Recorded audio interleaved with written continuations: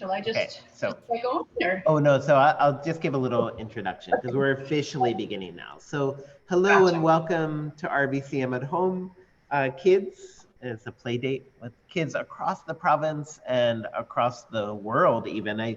Someone's joining us from Korea, so like literally across the world. So welcome, wherever you are in the world. My name's Chris O'Connor and I'm a learning program developer at the Royal BC Museum. The museum and my home is on the territory of the Lekwungen-speaking people, the Songhees and Esquimalt nations, here in Victoria on Vancouver Island. I'm an uninvited guest on this territory and grateful to live, learn, and raise a family on this land. Just so everyone knows, all of our videos from past sessions, and we're over 70, I think now, are all on our Royal BC Museum YouTube page. Megan has been a part of 2 of these before, last year around Halloween, and one of our first ones a year and a half ago around creating a diorama. So definitely one of my favorite ones and worth like going and checking it out, just because they're so fun and they're so crafty and so useful to like whatever you might be doing, whether it's a school project or just for fun. And so, like I said, last year around this time, working with Megan, we learned about how to create monsters from old toys and dolls, and we had a whole class that joined us and did it and shared all of their monster creations. That was pretty amazing. And today we're thinking more about Halloween decorations. So this Sunday is Halloween. So if your front yard is filled with decorations, what more can you add to it? And if it's not yet, then what can you do to add? And just with the things that you have at home. So Megan Anderson is a exhibit arts technician here at the museum, creates the magic that happens within the galleries and all the exhibitions, from the smallest to the biggest things that you might see within the gallery spaces. So Megan, thank you so much for joining us again. Third time's a charm. Right? Yeah, I'm happy to. These are really fun, and yeah. I'm looking forward to sharing some neat stuff with you. So the ones I've made, the samples are kind of more for indoor, but you could certainly make them weatherproof for outdoor by making them out of some kind of plastic material or sealing them, painting them and stuff like that. But it can be really nice to have stuff inside your house, in your window or on your mantle or in your doorways or your kitchen or whatever. And like Chris said, these are really customizable. I'm going to show you the technique for making them, and then you can just kind of run with it. You don't have to make the same thing that I'm making if you have a different idea. And, you can use them for other festive decorations or just to decorate your room or whatever. Mm-hmm. And I'm sorry, I'm just going to jump in because I didn't see this right away, but we did get one comment from Zahara saying that it's going to be a witch with her mom and her dad for Halloween. So that sounds like fun. Yeah. So maybe these decorations would help create the witch vibe. Totally. So. Yeah. All right. So I'm calling these buntings, and bunting basically is just a festive decoration, and they're kind of strung together. And I like these because they can take up a lot of space. I'm going to show you some of the samples I made. Now, when I look at the screen, the light isn't very good, so I just look kind of murky, like I'm underwater. But as long as you can see, yeah, no, it's okay, Megan. Yeah. It's okay for you. Okay, good. So this kind of bunting, these are death's head or hawk's moths that I made, and I really love them. What I did is I made a template, which I'll show you how to do. I cut them out, I painted them black, and I made a tiny stamp for the little skull. They have a marking that kind of looks vaguely like a skull, and I thought, wow, that's really cool and kind of really fitting for Halloween. So I'm going to show you how to make those. And I think I'll do a demo of a bat. So I'll show you how to do a bat, and we'll talk about how you can make them super long if you want. This is another kind of bunching that's pretty popular. You may have seen it around, like a sort of a flag type.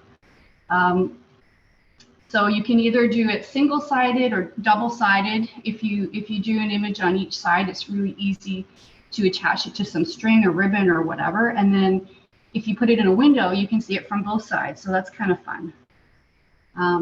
And I also want to show you how to make your own stamps, because I think those are super fun and pretty easy. We'll keep them pretty simple right now, but these are all stamps I made with pretty simple materials. The cat I just stamped onto some fabric there. So, you know, that can be really cool if you wanted to make these out of fabric, or you just wanted to make, I don't know, whatever, a neat patch or something like that. And I did this out of acrylic paint. So, you know, it feels a little, it's not too bad. I can feel it a little bit crunchy, but you know, if you really wanted to get into that, you could use fabric paint, which is softer and will hold up to being washed and stuff like that. But this is a good place to start. All right.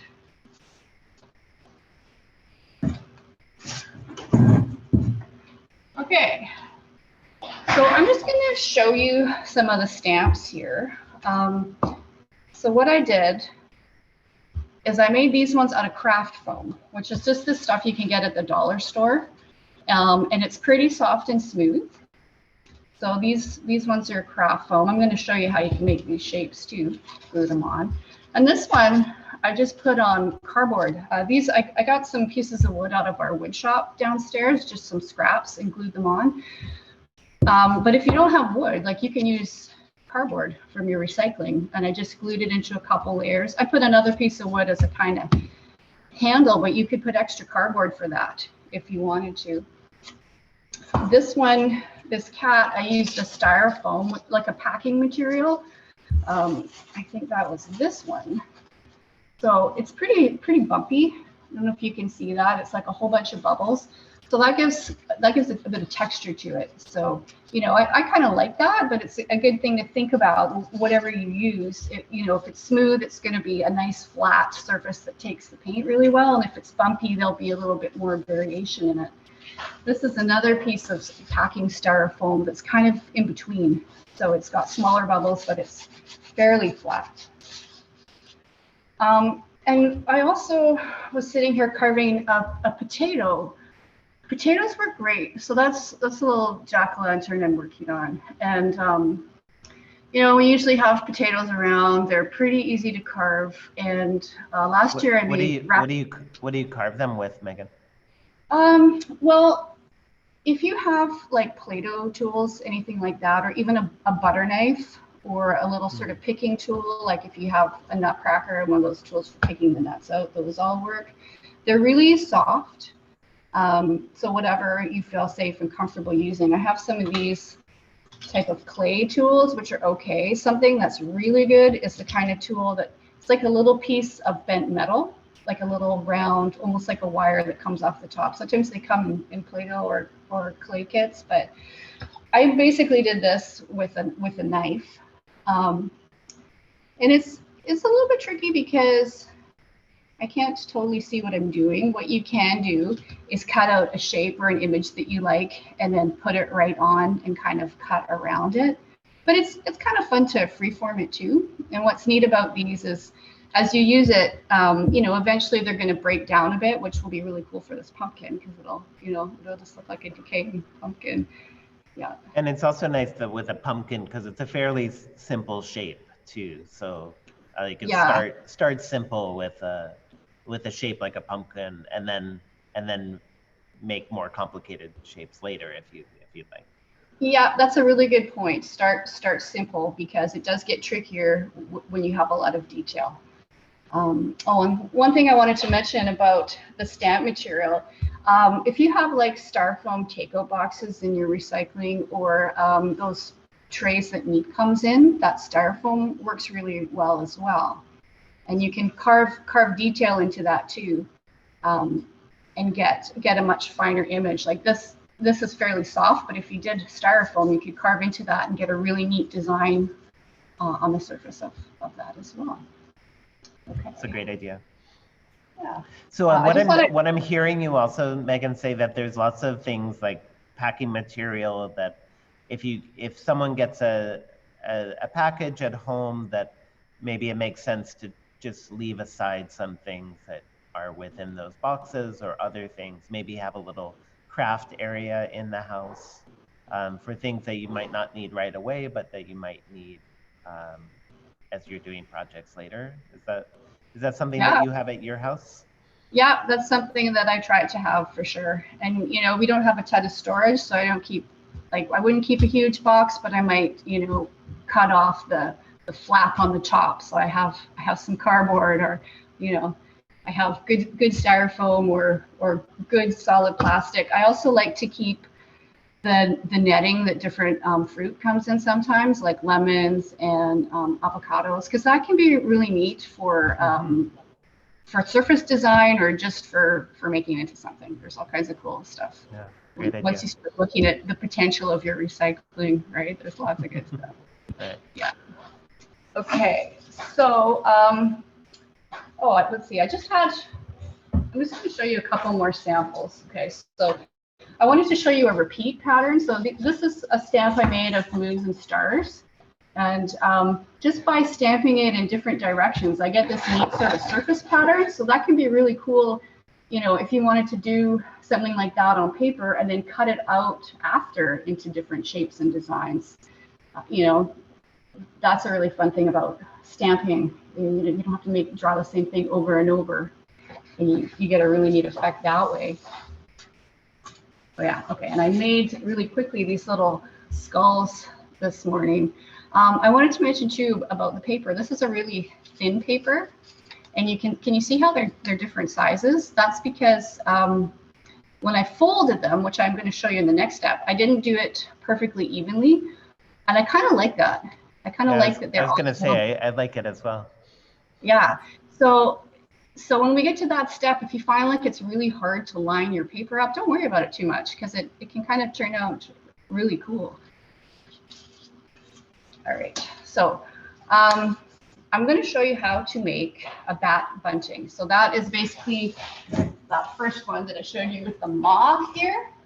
We're going to do one of those out of bats. So the first thing we're going to do is make a template. So if you can just grab a piece of paper, it can be just printer paper, construction paper. It can even be newspaper if that's what you have.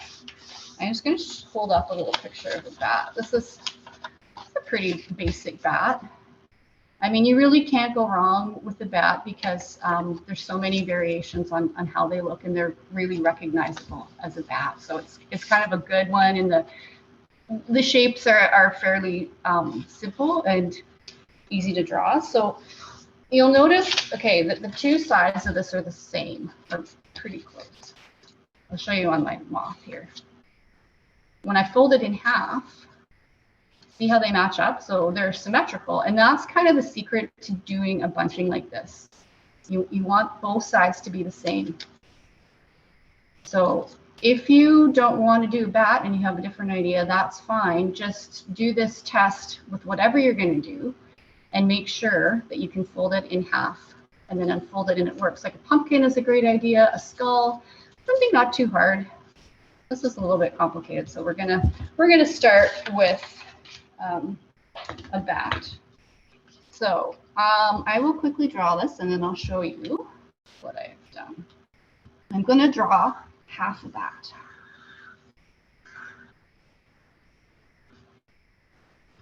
And like I say, it can be pretty stylized.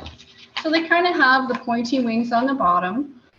If you can imagine a bat cut in half, we have part of its head, its ear, and then the swoop of the wing. And now this here is really important. Do you see how it comes to the edge of my folded paper?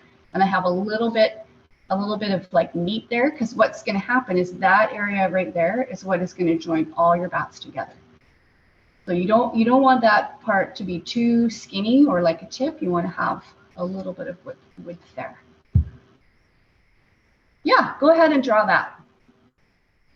Yeah, so there was a question just on Zoom, so for Facebook Live as well, in case you're wondering, please feel free to draw and create this at home, or you can come back later and watch this later and do it then, and just watch, but whatever you feel comfortable with. But if you'd like to draw and join Megan as she's doing it, then you're welcome to do that.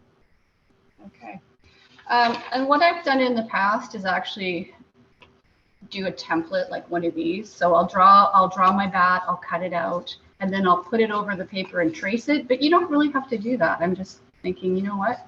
We can just go right ahead and start folding our paper once we've got here. So what we're going to do is very carefully fold it so that the edges line up, and we want to crease it really well, the best you can.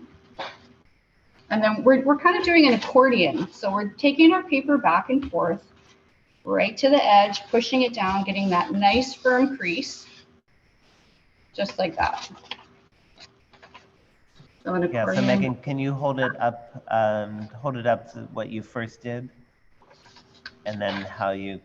Sure, like my first fold? Yeah. Yeah, sometimes folded like that. So we start with that one by just folding it over, and it's just the width of the bat, like right to the edge of the wing. And then we fold it again. Does that make sense for everyone? Is that? And we have a little bit of extra here, and that's okay. I'm gonna just cut that off. So this isn't a super long piece of paper. I think we're only gonna get probably two bats out of this, but that's okay. We're just starting here. What I found is if you have too many folds, it gets tricky to cut and it gets tricky to line up. I was experimenting earlier with this cat. So there's a couple things going on here. You tell me if you see what's weird about this, but I had a really hard time cutting through this because it's kind of a thicker paper. So that's why I recommend using something thin like craft paper or printer paper or even newspaper, and keeping it to maybe 4 or 5 folds. Yeah. So anyway, let's go ahead and cut it out. We're going to just go along the outside line.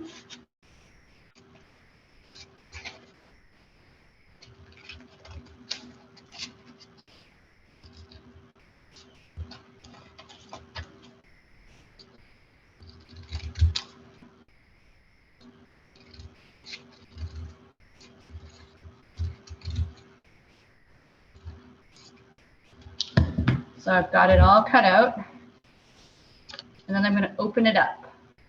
So I've got 2 here. If you did a longer piece of paper, you'll have more, but that is sort of the principle of how we do this. And we have all these attached bats. I've got a couple of really long pieces of paper here, and that would make a longer one. Yeah, doing 2. Oh, I was going to say you could also probably glue or staple or connect them somehow too. Yeah. Yeah, absolutely. That's what I would recommend. If you only have 2, that's fine. You can make a whole bunch of 2s and then attach them, and they'll probably be a lot easier to cut that way than if you do too many. Yeah, and you can make them. Can you hold up yours again, Megan? Sure.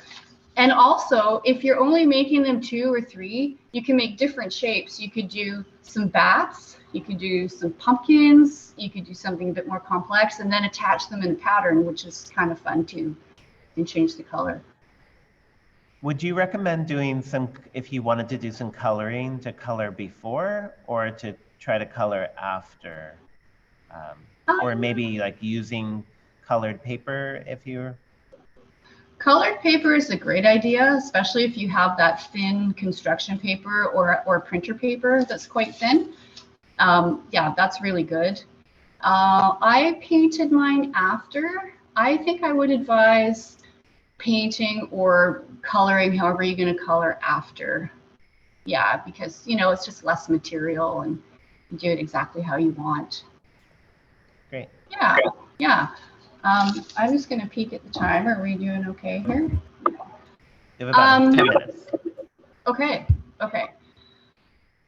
So, yeah, I think everybody's good with those. The sort of general principle. It's really, the secret is the symmetry of whatever your design or your pattern is. You can do a test by folding it in half. Okay, so this cat, its body is beautifully symmetrical. The tail, not so much. I'm going to cut off this tail. Let's just pretend the tail is behind the cat. And when I fold it in half, both halves are the same. And you know, you can play around with stuff too, and you can do something kind of abstract. You know, it doesn't even have to be a particular thing, and you can get really cool effects. A ghost is kind of cool too. I mean, this is basically kind of just a blob with a face, and you can always go in and put each face on after. You don't have to try cutting out all those circles, because that's hard to cut them out of a bunch of layers of paper. So you can go in and make each of your ghosts different. So that's kind of a fun way to do that as well. All right. So why don't we quickly, we'll quickly go onto stamps, and I just want to take you through how you could make one of those yourself. Okay. Why don't we make a bat, since we're kind of know what we're doing with the bat template. So everybody, if you grab a piece of paper, let me see what I got here, and do another bat. I'm going to trace over this one that I've got here.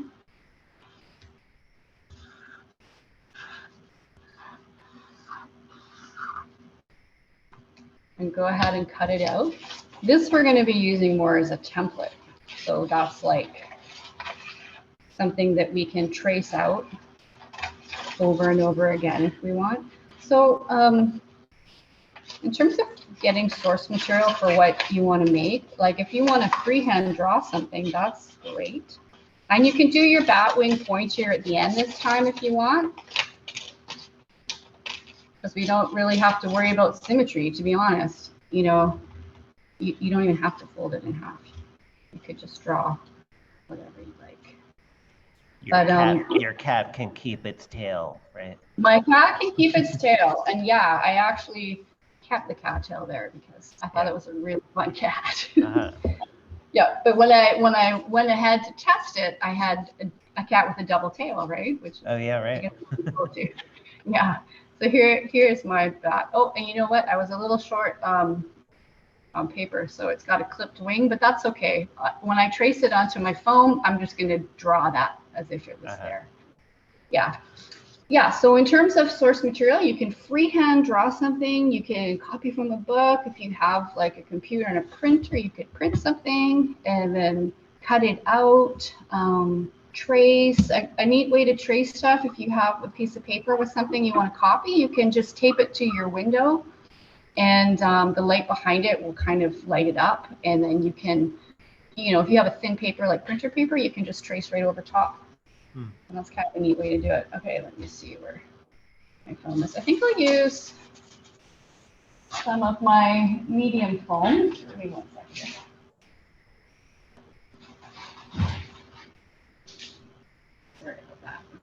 Okay, I don't have any left, so I will use my slightly bumpy foam. And I'm going to take that and I'm going to put it on top, and I'm just going to trace around it. And you might find that some things don't show up so well, you know, if you've got some kind of foam like styrofoam, or especially if it's black, or it might want to wash off if you don't have a Sharpie.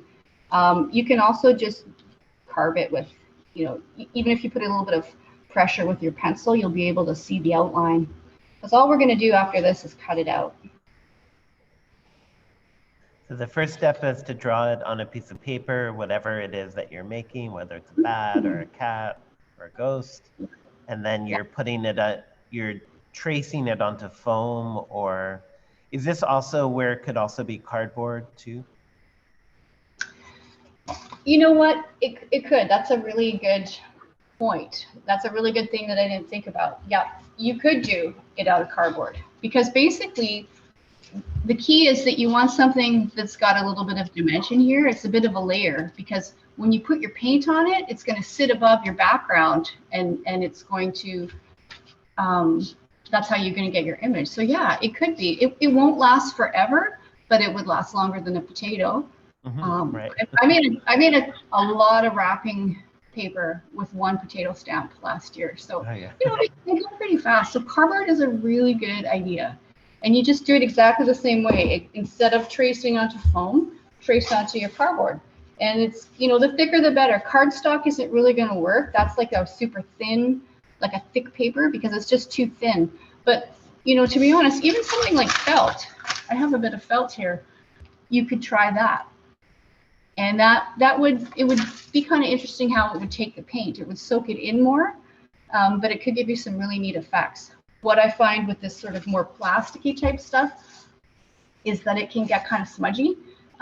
So you definitely want to have really thick paint without too much water. And if you were putting it on something like felt, even craft felt, you want a little bit more water.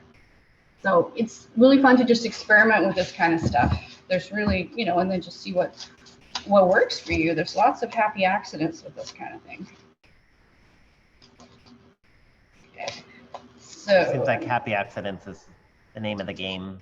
Like just trying things out and seeing if it works, it's okay, and if it doesn't, that's okay too. Absolutely. It's the name of my game for sure. And yeah, that's how you figure stuff out. Mm-hmm. Absolutely. Okay.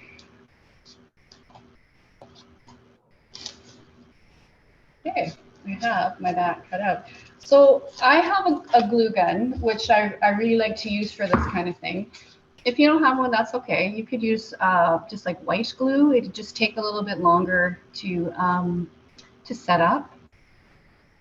A glue stick, you could try. I don't know, like, you know, I haven't tried it with something like that, but it's definitely worth a try if that's all you have, for sure. Okay. I'm going to back this onto a piece of cardboard. So give me 1 sec while I do that.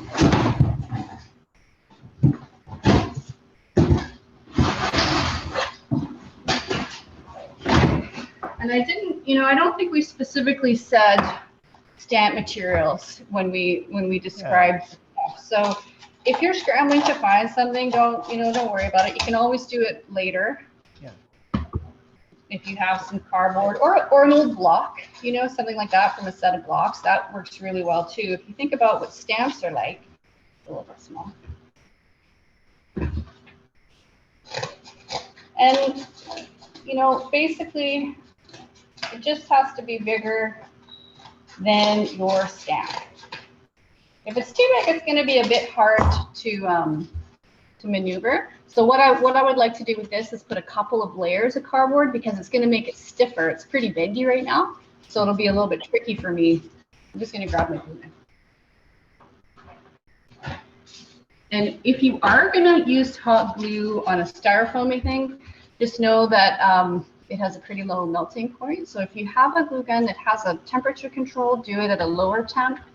Or sometimes this one is a very fancy glue gun with lots of temperatures. But if I'm using a glue gun that, you know, doesn't have a temperature control, and it sort of just tends to be really hot, sometimes I unplug it and let it cool down a bit. And while it's still the glue is still liquid, I use it.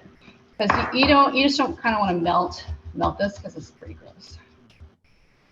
There we go. Yeah, so that's stuck on there really well, just like that. And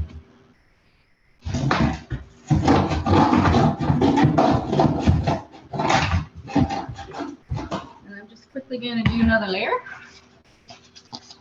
And that makes it just way more rigid, even just one extra layer. And it doesn't have to be the exact same size. It looks yeah, exactly. Yeah. I mean, I made this one pretty big, so it's not a bad idea to start like fairly small. Like my first bat was small, and then you're kind of getting the hang of it, right? Yeah. Yeah. Or if the second layer is bigger, then you just cut it to be the same size. Yeah. Just to make it a bit easier to handle. It's not that big of a deal. Yeah. So, you know, it's not bad to have another piece, something that you can just sort of grip. And that could be a couple pieces of cardboard, or you know what, you could even fold it over and make a little handle. If you have hot glue, that would probably be strong enough. Just so you have something. I mean, I can do that too. That's going to work. So I just want to show you here. This is kind of the key, like I said before, to a stamp. See how you have that profile, that edge is higher than that. And that's going to give you your image. And you can also go in, you could carve out some eyes. And what's going to happen is the material you take out isn't going to have any paint on it. So that will be empty, kind of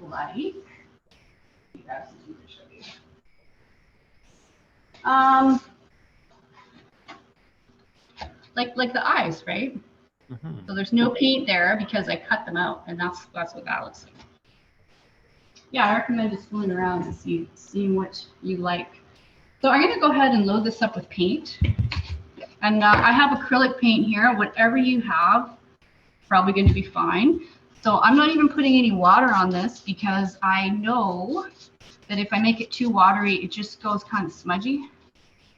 But I know I have to put lots of paint on to get it, because this is kind of porous with all those little bumps. The texture makes it so that I have to really push the paint in. Unless I want it to look, more kind of modeled with less paint, that works too. And you don't just have to do one color. You can mix your colors and get a really neat effect. So that's my paint on there. Let me just grab some paper. Got this nice orange. Okay. Sometimes the first one isn't the greatest, but let's give it a go and see it. So I'm just pushing kind of uniform pressure and making sure that the whole stamp is coming into contact with the paper. It's a little trickier with cardboard because it's more bendy, and this is a really big stamp. That was pretty cool. Oh yeah. Yeah, see what I mean about, you can see the color coming through because of all of those bumps in that material. But it's funny. I see some eyes there. It looks like oh yeah, it's a happy accident, right? And so, yeah, I was just thinking that. And if you wanted to, you could just go ahead and fill it in with paint if you wanted to be solid. But I think that's kind of neat. Yeah, the texture is really nice. Yeah, and if you have something more textured and you put you kind of layer it, you get a really neat effect with that as well. Yeah. So then I guess you could keep that around for a while, right? If it's not a potato and it's a stamp, like you could have, once the paint dries, then it's just there. And then you could add other paint later on top of that. Is that? Yeah, absolutely. So yeah, I think these will have a reasonable life for sure. Yeah. The only thing with the short life is if you use food. You know what? Let's super quickly. I want to paint this jack-o'-lantern so we can see how it turns out. Like I think it's. Oh, here we go. It's not bad. And a good way to see when I was carving this, I couldn't really see what I was doing. But now that I've got the paint on, I can see that little. So if I'm like, I wanna just make it a bit sharper, then I could go in with a little tool and do that right now. And here, I'll stamp it on a piece of paper and we'll see what it looks like. Yeah, you know what? That's kind of fun. And then you can go in after that dried, because you can put more detail if you wanted a really nice defined triangle eye and you wanted those sort of jaggedy teeth. You could go in, you could draw sort of the lines of the pumpkin heads. You could outline it. Yeah, absolutely. So. And then also create a background too.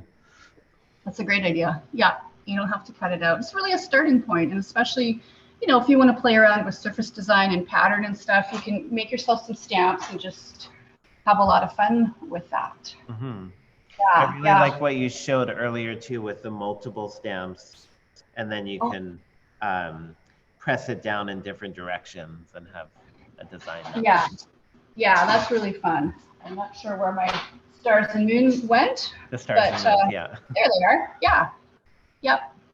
And you can make that any size really. And put whatever you want on there. Do I have time really fast to just go over cutting triangles? Sure. For other kind of bunting? Yeah. Okay, great. So the triangle bunting, which is this one here, I also threw in a couple of these doilies that I got from the dollar store because I thought they were just kind of cool.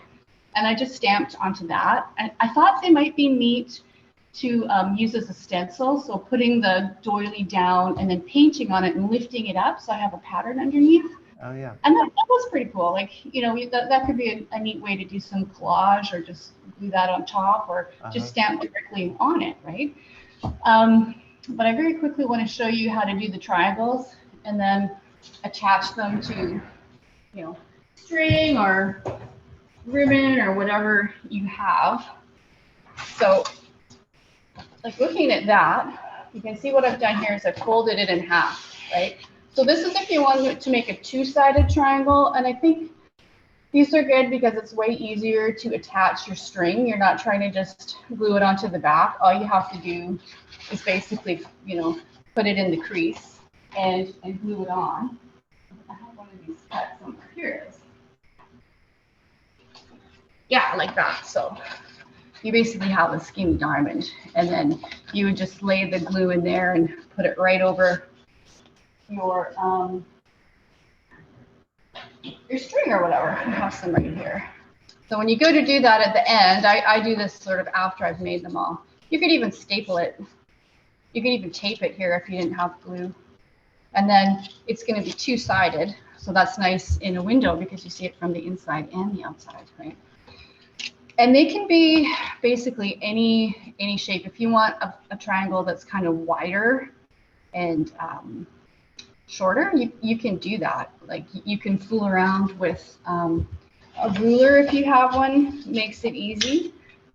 I don't know what happened to my ruler. I have a giant ruler here, you know, but basically you just decide how long you want it to be, and how wide, sorry, and then how long, and you mark it on your paper.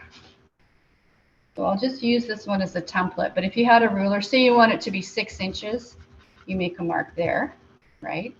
And then half of 6 is 3. So I actually made a mark. Well, you can make a mark at the bottom. I'm not showing this very well because that side is cut. Hang on, I'm going to find a smaller ruler. It's a quilting ruler, but you get the idea. Okay. Okay, so now that I see that, I'm actually going to make it 4. And then I'm going to go down to the bottom, and I'm going to mark it at 2. Well, it's weird looking like that. So see that? And when I connect, I'm going to connect that mark at the bottom to right there at the edge, and also to that mark that I made. And I'm going to get a really nice even triangle. You can freehand it too. You know, triangles don't have to all be the same size. You could freehand it and then make a template. So what I did when I made this is I just kept marking with my ruler. I mean, it kept going like that. But what you can also do, what I'm going to do right now, is just cut this out and then use that to make my other ones.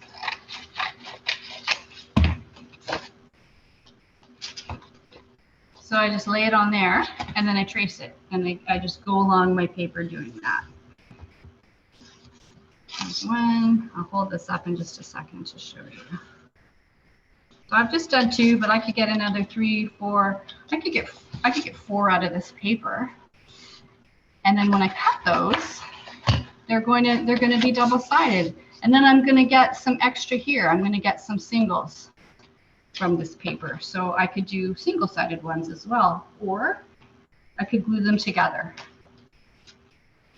That is another thing. Or tape them. If you have just singles and you tape them at the top, that could be another way to make a double. Yeah. Yeah. So and then combining that with the stamps to be able to make the design on the bunting. Is that what you did with that one? That's what I did with the skulls and bats. But I think it would be neat to make a print like with those stars and moons, and then after you've printed the paper, you cut it out. And that is more like a printed design, right? Like, and it's a little bit more rounded. But you know what you could do is you could do that, and then you could stamp something over top, right? Like you could have this as your background. You could, you know, make it a bit lighter or use a really bright color and do another stamp So you've got multiple layers, which would be really That's a great idea. Yeah, yeah. So lots of different options. Thank you so much, Megan, for showing us both how to make that. It's called bunting, right? Any of those both the bats that you showed us here. I'm gonna bring myself back. So the bats that you showed in the beginning, that's called bunting, and then these triangles as well is another kind of bunting. Yeah, absolutely. It seems to be a pretty broad term for decoration, but I do find that they tend to be stuff that's strung together and long. Yeah. Yeah. And again, you can make them as long as you want.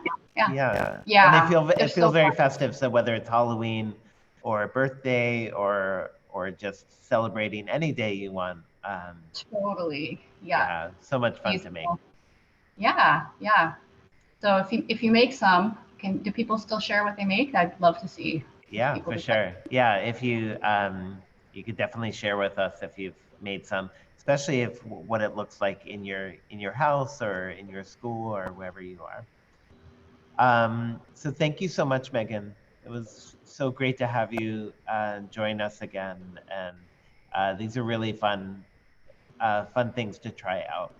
And I love the cat and the bat design that you have. So. Thanks. That's really fun. I'm really happy to share.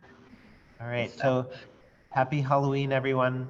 And just to let you know, so next in November, we have our RBCM at Home kids session on the weekend.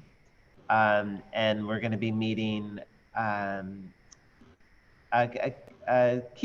younger kid who has created paintings of rocks. She did this during COVID, during the early part of the pandemic, and so we're going to be meeting with her and also painting some rocks. And then in December we have a few more as well that will be during the weekend. So this might be our last Wednesday one for a while. But as I said, all of the RBCM at Home Kids sessions are on our YouTube, Royal BC Museum YouTube page. So thanks so much for joining us today. Thanks, Megan. I'm going to stop the Facebook Live feed, and I'll stop the recording as well.